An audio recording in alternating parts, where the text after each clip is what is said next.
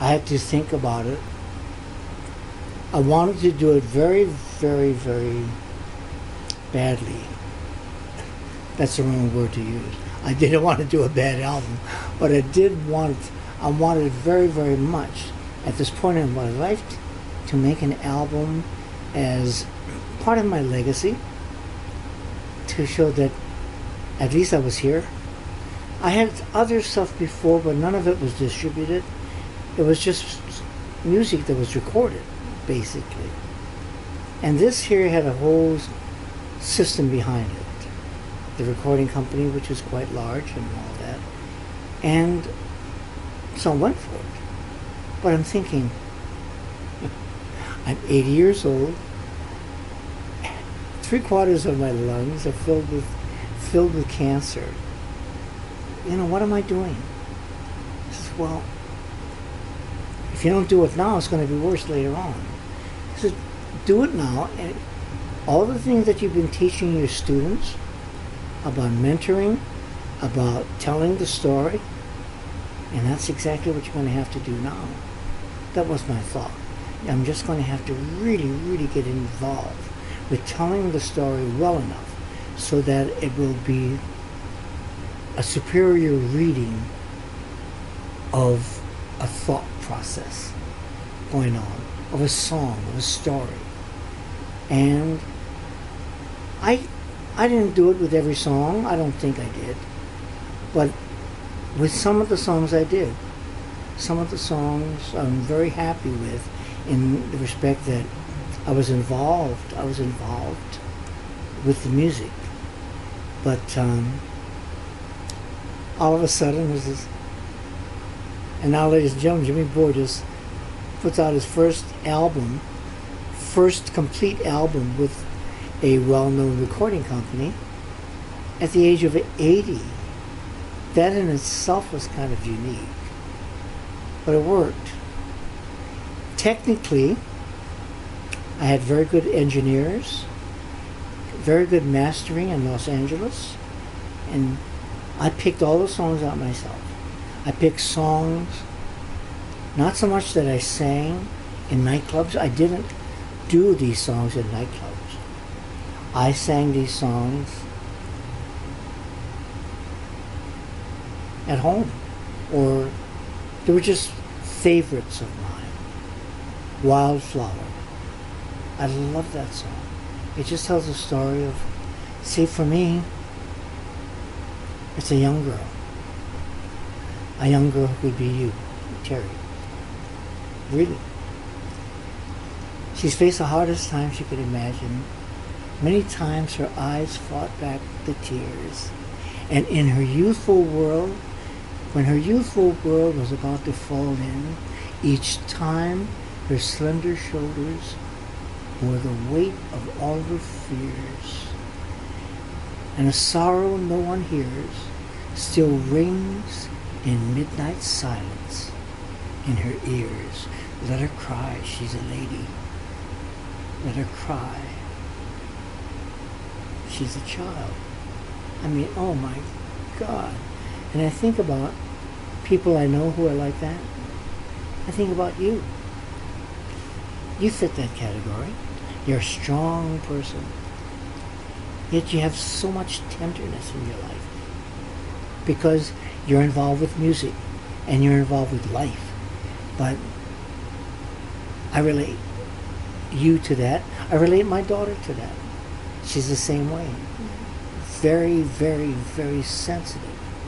So that's what that story tells. And when I'm crying, I have to fight back tears to keep from crying. Because crying sometimes takes away the actual emotion that you want to get across. You know, it comes across as, clumsy. But so that's the kind of thing that I tried to get across in my music. Yeah, a friend of mine, my age, he was 82. He was 80 also. And he said, Jimmy, you better, this was like 5, 6, 7 years ago. He said, Jimmy, you better make an album because you're going to die soon. He didn't know I didn't have cancer then. He said, you're going to die soon. And nobody will know who you are. They'll say, oh yeah, Jimmy Borges, I heard about him. My grandmother used to talk about him. And he'll say stuff like that. And I said, that's all you're going to be. You're going to be gossip and some grandmother who talked about him. When she dies, who's going to talk about you? And he was serious. And he said, you better record something so at least you leave some kind of a legacy that you were here. And I thought about that, and this is it. This is part of it. Saying that I was here and I left some footprints in the sand. Picked out the musicians who were the very best for the kind of music that I wanted to play. I won't work with anything but the best musicians. Otherwise, I won't work at all. There's no reason to work. You work with the best, or you work with nobody. I'll do it a cappella first. Before I trust myself more than I trust somebody who is adequate.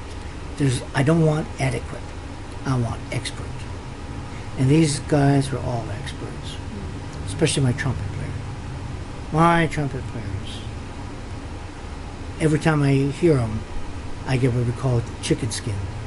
You know, it's just touches. It's another voice. What I wanted to hear was a second voice, echoing me and following me around as I'm singing. And I said, just take that trumpet of yours and put a mute in it, and I want to hear that voice. And I said, I didn't give him arrangements to play. I recorded this with the piano bass drums first. And then, after we were through recording, I gave it, the recording recorded, what we recorded, I gave it to him and said, I want you to play from wall to wall, beginning to end, play everything and anything you hear, and we'll edit from there. Just play whatever you want. So this way, what he played in my recording was him. He was doing all solos. He was listening, he was playing according to it, according to how I sang. Because I don't sing according to an arrangement. I sing like Jimmy Borges. So when I sang like Jimmy Borges, he heard that, and he played according to Jimmy Borges' singing. And you can't write that down. You can't write that down in an arrangement. So that's why I had this unique sound. Yeah. In essence, I wanted the album to be sort of like somebody once called it a swan song. It was sort of goodbye and thank you for a nice ride. And that's what it was. I was saying thank you for a great ride. And it's time to go. But I want to go with a song in my heart, singing a song for you, in essence. So the songs that I sang were little vignettes of my life. Even the humorous ones, you know, One Man Parade or Samba, like that song that I did from Guys and Dolls. That's the humorous Jimmy Borges, and the humor side, the other Jimmy Borges. So that's basically, it was a goodbye. It was a goodbye album. Because I don't have,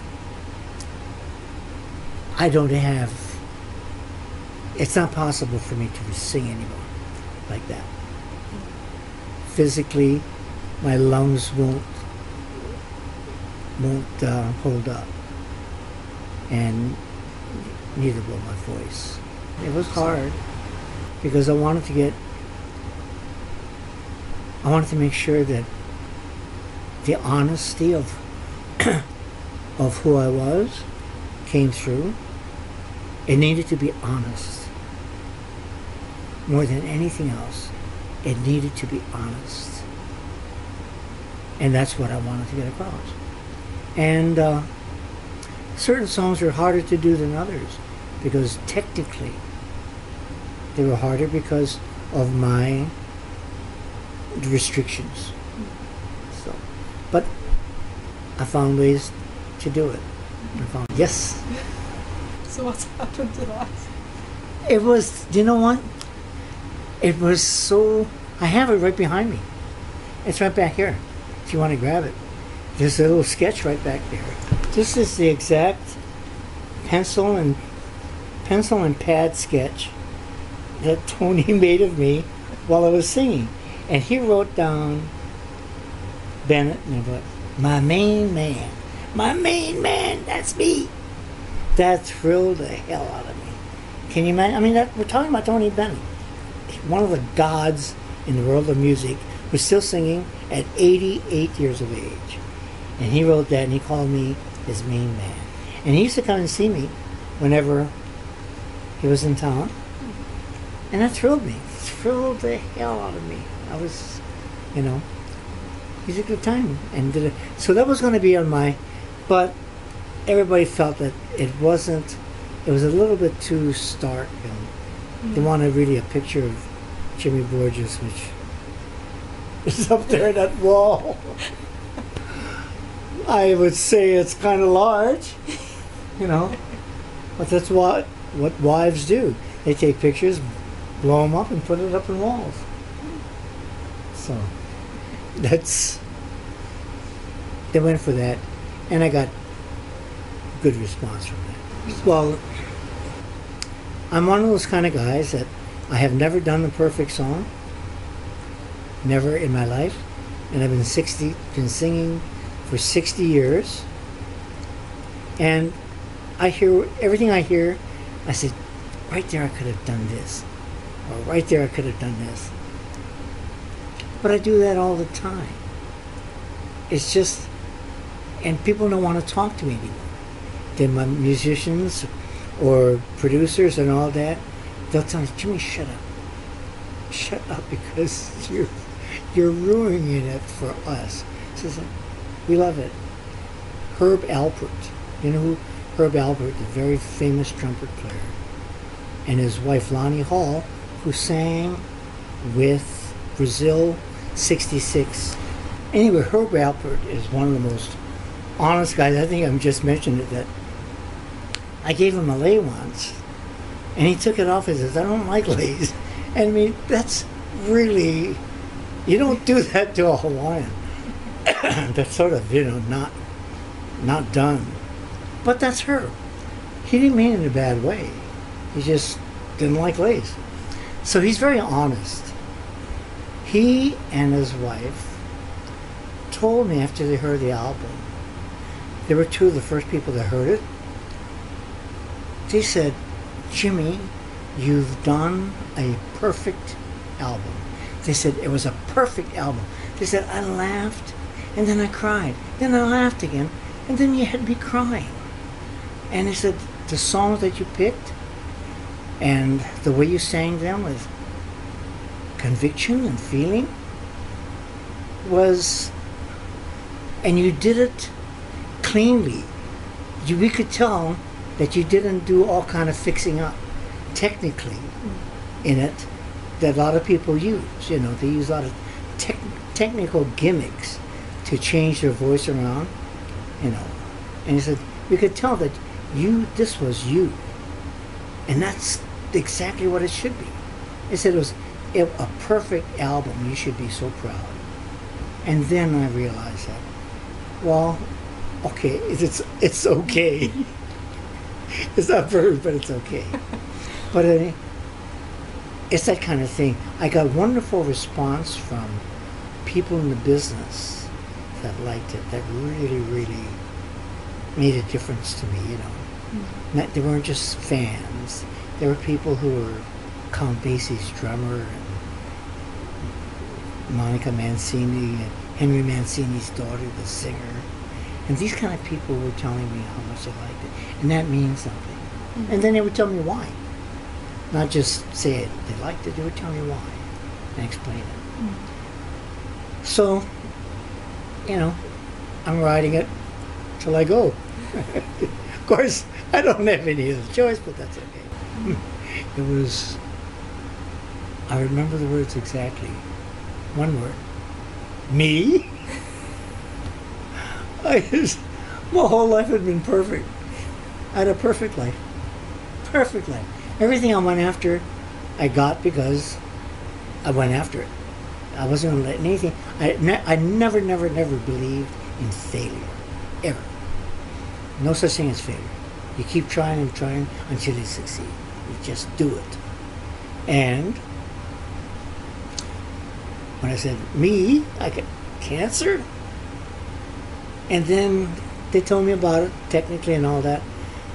I went home, told my wife, and told Vicky, and we both cried, and we went through the process. The process of having cancer, and the process of knowing that this might be a death blow. And then I checked with all the different hospitals that took cancer patients. They were known for their cancer treatments, like Sloan Kettering in New York, and MD Anderson in Houston, UCLA, Wisconsin, Straub here, Queens, 5 different hospitals I checked with. And they all told me the same thing, that what I had, which was liver cancer in the lung, was kind of untreatable. So once I realized that, once I knew that it was untreatable, now I had a choice. What was my choice? To take chemo and to crouch in my bed and lose weight and chase life when there was nothing to chase instead of living life? No, I chose to live life. And I have found some wonderful things in my life, in this part of my life, that I will never forget. It's worth the whole trip, knowing that I lived my life.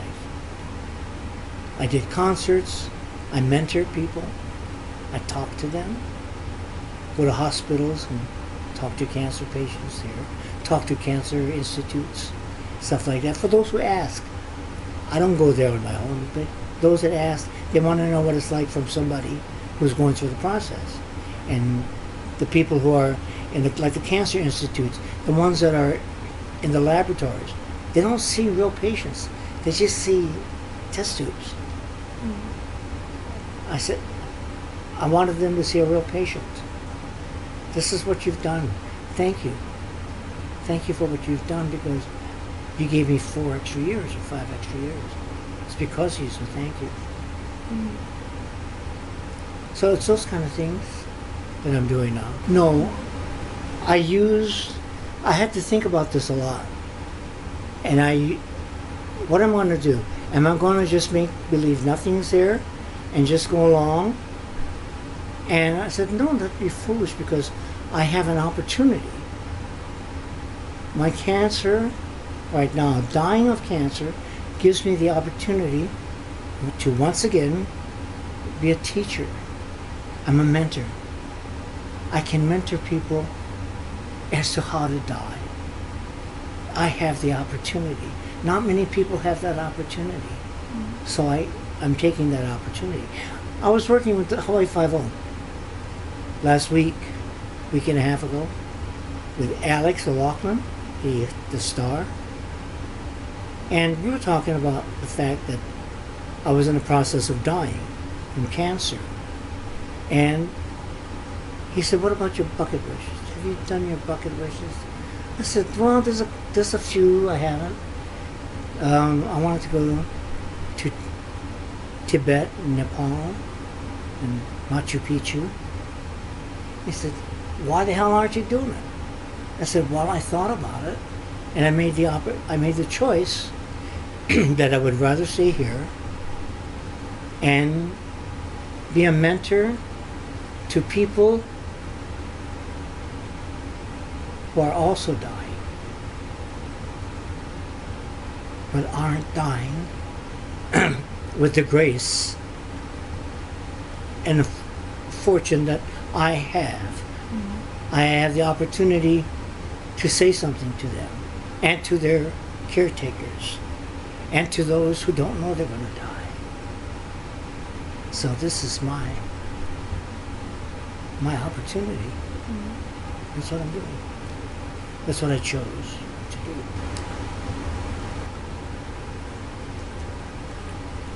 There's no struggle here. There's the inquisitiveness of wondering what death is going to be like. But I'm picturing, I said, everybody talks about this white light, and it better be a good light because I like lots of lights to sing it. I said, I want a good spotlight. I said, so they talk about the white light, and so whatever that is. I said, I'm a Catholic. I was born a Catholic. I became, I won't say an agnostic, but I just never went to church. I go to church now, but I use the church as a place to pray. And I pray to my God, and my God doesn't have an adjective in front of it. He's not an Episcopalian God or a Catholic God or Muslim God or whatever. He's God. He's my God. He's the guy I talk. My God, the guy I talk to. And so, if there's a heaven, if there's such a thing as a heaven, I'm going to go there because I'm a good guy. I've been a good person all my life, and when I've made mistakes, I've apologized for them.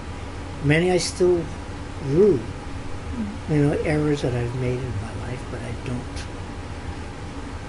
I don't hurt people. I never believed in hurting people.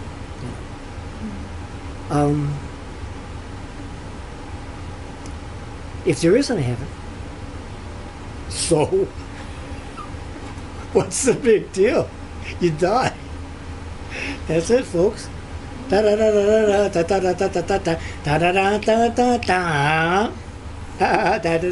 all, folks.